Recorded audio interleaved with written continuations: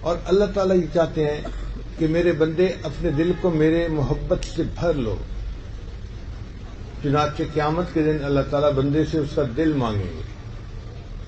اللہ تعالیٰ ارشاد فرماتے ہیں یوم لا ينفع مال ولا بنون، قیامت کے دن نہ مال کام آئے گا نہ بیٹے کام آئیں گے، الا من اتى اللہ بقلب سلیم، جو سنورا ہوا دل آیا وہ دل اسے کام آئے گا.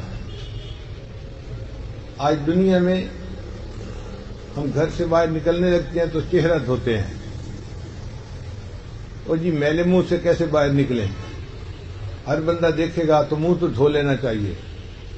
جس شکل کو انسانوں نے دیکھنا ہے اس کو دھونے کا اتنا اہتمام، اور جس دل کو اللہ نے دیکھنا ہے اس دل کو دھونے کا اہتمام ہی نہیں ہوتا. اس دل پر گناہوں کے کتنے داغ لگ گئے اس کو کوئی نہیں دیکھتا.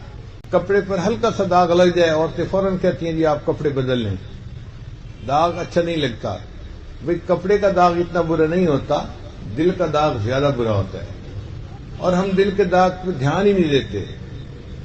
نبی علیہ السلام نے ارشاد فرمایا جب کوئی بندہ گناہ کرتا ہے اس کے دل پر ایک نقطہ لگ جاتا ہے سیاہ، اگر توبہ کر لے وہ نقطہ دھل جاتا ہے، اور اگر دوسرا گناہ کر لے تو ایک نقطہ اور لگ جاتا ہے، حتیٰ کہ نقطے لگتے لگتے دل انسان کا بالکل سیاہ ہو جاتا ہے.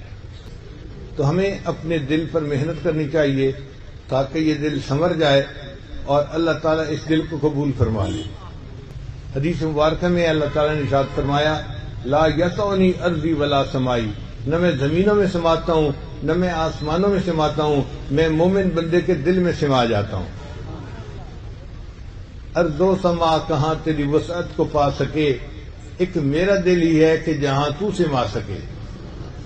ہم جو کعبہ کو کہتے ہیں بیت اللہ تو کیوں کہتے ہیں؟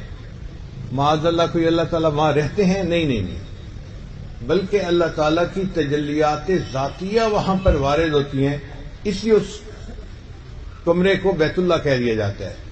اسی طرح جب انسان اپنے دل کو سنوار لیتا ہے تو اللہ تعالیٰ کی تجلیات ذاتیہ بندے کے دل پر وارد ہوتی ہیں. یہ دل بھی انسان کا ہوتا ہے مگر اللہ کا گھر بن جاتا ہے. اللہ اس دل میں آ جاتے ہیں، اللہ اس دل میں سما جاتے ہیں، سچ کہوں اللہ اس دل میں چھا جاتے ہیں.